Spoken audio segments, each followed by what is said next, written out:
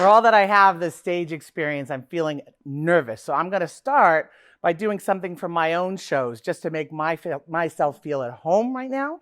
On this side of the room, when I point at you, I want you to say, ooh, yeah. Let's try it once. Ooh, yeah. You can do better. On this side, when I point at you, you're going to say, I like it. Like that. Like, okay? I like it. Great. I'm going to go back and forth twice, and then I'm going to get started. Ooh, yeah.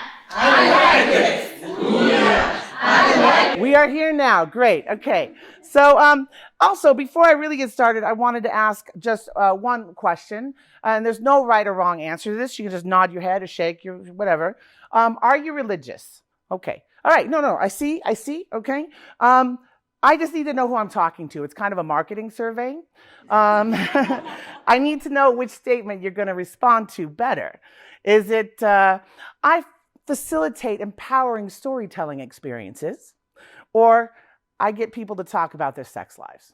It's a mixed bag. Okay, got it. All right. As a matter of fact, both of these statements are true. As the host and creator of Smut Slam International, it's my job to get people through various ethical means to encourage them and persuade them to come on stage and share 5-minute stories about their sex lives. It's an open mic format. There are judges and prizes and lots of party atmosphere. Woohoo! It's like that, definitely. But also, at the same time, what's happening is it's a space where people feel comfortable coming up and sharing something intimate and vulnerable with a room full of strangers, sometimes a huge room full of strangers, right? I still don't understand how that works. I don't understand why people do this at all. But after nearly 14 years of hosting Smut Slams around the world, I have begun to understand at least some parts of the things that I'm doing to make that possible. And I wanted to share a few of them with you today because they give us some insight on how we can handle challenging topics and conversations in the rest of our lives. Now, I want to do a couple of sidebars here before I really get started. Some people would say, we don't need to talk about sex anymore. We already talk about sex too much, right?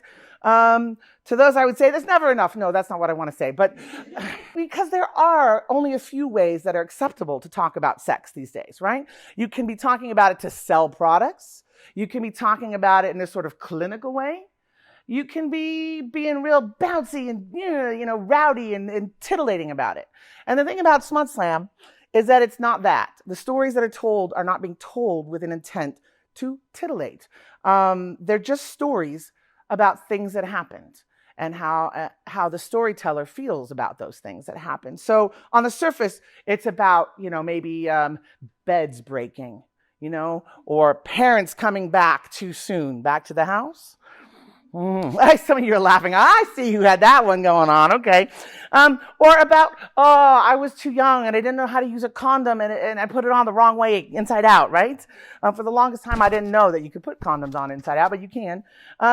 Underneath these wild, wacky, funny, silly stories, there are universal human experiences happening about feeling let down or embarrassed, about making elaborate plans and having them fall through, or maybe succeeding wildly. Maybe you got lucky, right? Or about not being sure, or being more sure than you've ever been about something in your life, okay? So those are the stories underneath, and that's really exciting. When we make room for people to tell stories from their sex life, we are making room for them to find their own meanings in the stories that they're telling. And sometimes that happens right on stage while you're watching. It's beautiful.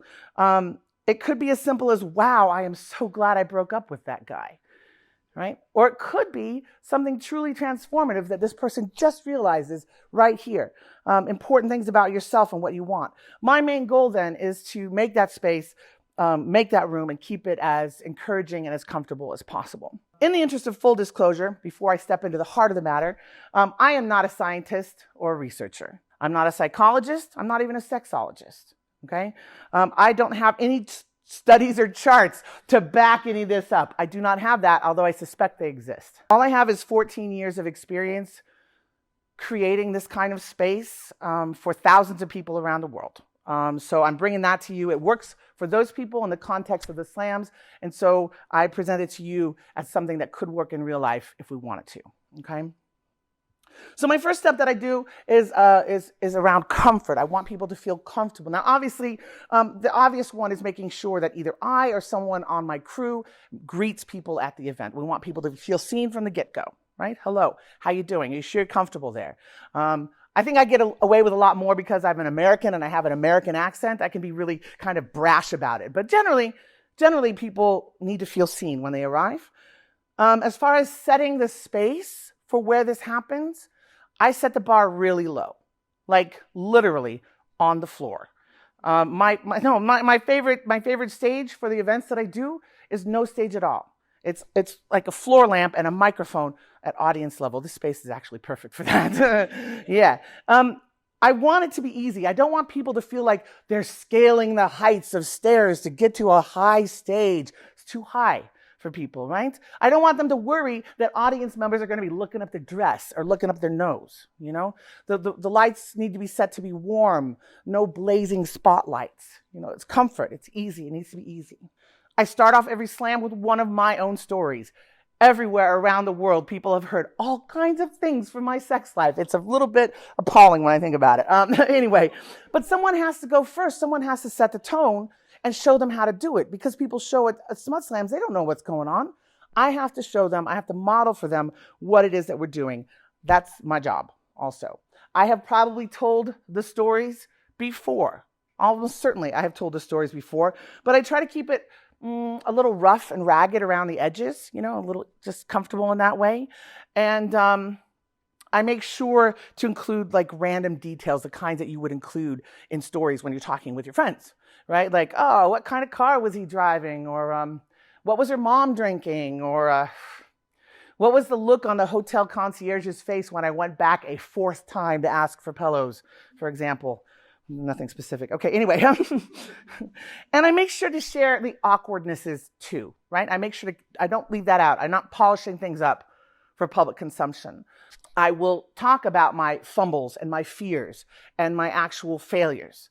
I think that helps keep audiences feeling comfortable or more comfortable to share their own stuff when they see that I have made a fool of myself first, right?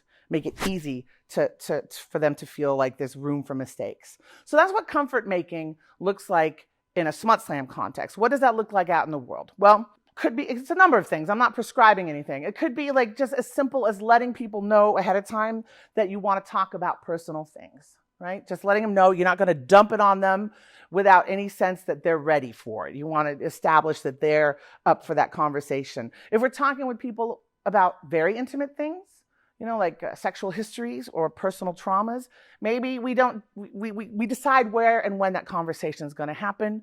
Maybe not at a library, maybe not in a quiet, posh restaurant, you know, maybe not in your own bedroom where that feels a little too vulnerable, but someplace, you know, that's comfortable for you both. And so for me, more than anything, what this means out in the world is if I want someone to feel comfortable being honest with me, I need to commit to being the first one to demonstrate that vulnerability and honesty, all right? So you kind of have to take a risk if you want this world to exist like this. Okay, so after I start the Smut Slam with my own story, very, you know, honest and vulnerable story, I'm laughing because the story that I told at the last Smut Slam was about how I broke my first sex toy. Very vulnerable, very vulnerable. If you want to hear that one, you'll just have to come out sometime. Anyway, after I tell that story, I launch immediately into what I call the code of conduct. And that's kind of the heart of Smut Slam. The code of conduct, I know it doesn't sound like that. It sounds like Boy Scouts, but it's not. It is a set of collective agreements that I lay out to everyone in the room, right there in the room. And it's there in the ticket sales. It's there in the event listings, a link to it. People can read the whole damn thing.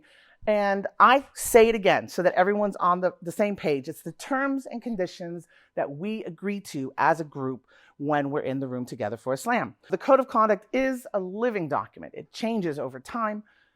It's evolved over the years from feedback from my volunteers, from my crew members, from audiences. People get telling me like, this kind of was weird, or this wasn't, or have you talked about this? I'm open to it, right? Because we're working together as a community. It's been long enough that I don't remember what the actual original code of conduct was like, but I suspect it was a lot shorter.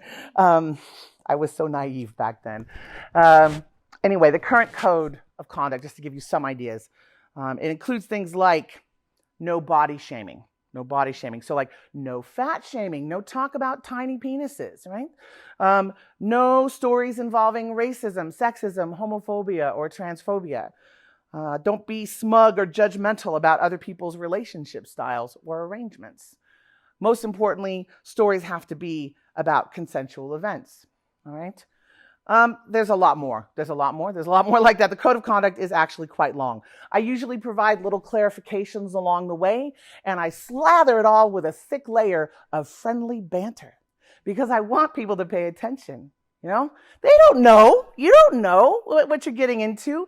I feel strongly like people are going to be coming from all kinds of different places, and I want that. I want the variety. I want the diversity in the room of different backgrounds, which means that we are all coming from different places, and if I want there to be some kind of basic level of on the same page, if I want to create any sense of containment or structure that is about safety or security, I have to lay that down for the room. I have to lay that down for the room explicitly.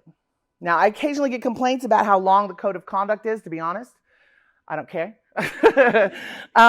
For every complaint that I get 10 or 15 or 20 heartfelt thank yous. People saying, someone said to me once, I know that she has been to like easily a dozen or more slams in the Berlin area. And she said, I love to hear you do the code of conduct because every time I hear it, I know it means that you're trying to take care of us. I don't think it's radical to say that the world is better for having codes of conduct. I don't think it's radical to say that it's better when we are clear with our expectations and ground rules about how we behave with one another. And that's true for everything, not just sex, right? That applies to everything. It could be as like, well, here's how I like to be contacted by text, not by phone calls. Or these are nicknames that I like, and these are names that I don't ever want to hear again, right? When one of us is upset, here's how we're going to treat each other until that upset is solved. These are very simple. Every kind of relationship, friendships, partnerships, marriages, collectives, entire countries, right? We are better for having guidelines in place, for having the rules, the social contracts made explicit, a code of conduct that can be revisited and changed as we ourselves change. So no guidelines, no matter how comprehensive or extensive, are worth the space on your hard drive if you don't follow through with consequences, right? What's going to happen if someone breaks those boundaries? So what happens at a smut slam if someone goes against the code of conduct? Because I just told it to everybody in the whole room why they went ahead and broke it. So what has to happen? Here's what happens. The storyteller finishes their story, and then I get on stage, and we have what I call an educational moment. The educational moment is the consequence, all right? It's a quick little conversation. There's a minute or two. It's like a Socratic dialogue. I mean, I'm mostly talking, so it's more of a monologue. But we're asking questions. We're having that conversation in front of the whole room. Everyone's witnessing the process where we come to an understanding about why that story was not right for Smut Slam because it violated the code of conduct. I can't say, that's one of those things that people definitely might be like, well, that's a little weird, but I don't care. We have to establish what's going on after that choice that they made. It's not about scolding or shaming. I want to emphasize that. It's not meant to be a punishment. It's just a consequence. And then we reset the boundaries around how we talk about sex in that space. I'll tell you a little secret. I hate doing educational moments. I hate doing them. Oh God, it's not going to be a secret once this goes up online, but I hate doing educational moments. As a host, I find them so challenging because we're supposed to be keeping it smooth, right? We're supposed to be making it flow, making it good, keep the vibe, And I find them challenging because whenever I bring them up, whenever it happens, I always feel like I'm, dragging the needle across the record that everyone's dancing to, It definitely brings a pause to the proceeding. But educational moments are one of the things that set the slams apart from any other open mic or show. And it's not like I didn't warn people. It's right there in the code of conduct. This is what's going to happen. So all that to say, as challenging as I find doing educational moments in a show that I'm a professional at, how much harder is it to do in the real world, right? To have consequences when the boundaries are broken. Like, it sucks. It sucks. You know, like speaking up at a staff meeting when your coworker has mispronounced your name for the 4th time that week. Or telling your favorite brother, like, dude, that joke wasn't cool. You know? Or reminding your girlfriend that you don't like to be woken up for sex on the weekdays. So if she's going to keep doing that, you're just going to have to sleep on the sofa on the days when you need more sleep, right? It's stuff like that. These are expectations that you had, and now you have to build the consequences afterwards. It is hard. It is hard. But the great thing is, the more you flex your muscle of setting boundaries and responding with consequences, the more you do that, the better you get at it. The better you get at it. So that even the small things that you do, like, I'm sorry, that's not what I ordered, I want to send that back. It's still reminding you who you are. And it strengthens your sense of self, what you want, what you will and won't tolerate, as an individual or even as a group. The great thing too, like I've been saying, is that these are very transferable life skills. They work for anything, in politics, family, workplaces, as well as in the bedroom. And when you do them, you are modeling them for people around you. You're empowering other people to set those boundaries too. I know that when I'm doing educational moments in the show, I am not just doing it for the storyteller, I'm doing it for the entire room that's witnessing it. Not because I'm doing it perfectly, but that I'm doing it at all, that the process is happening. I'm awkward sometimes, like frequently, I'm very awkward. I don't always get it right. I occasionally miss educational moments, but I'm trying, and so should they. When I started doing this work years ago, I wasn't nearly as serious about the code of conduct as I am now. I definitely take this more seriously now. It was really short back then. There was a lot that I figured out that I figured was like just common sense, or that I didn't even consider it as something worthy of being addressed. But in the course of doing these sex-positive shows, I learned care and compassion and communication. These are essential components to authentic sharing, which I think is really necessary today when there are so many challenging topics out there. I won't say that talking about sex will save the world. I won't do that. I mean, that's ridiculous. But learning can happen anywhere, and I take things where I can find them. And I hope that you will too. Let's just wrap it up one time, back and forth. Ooh, yeah. I like it. Thanks very much.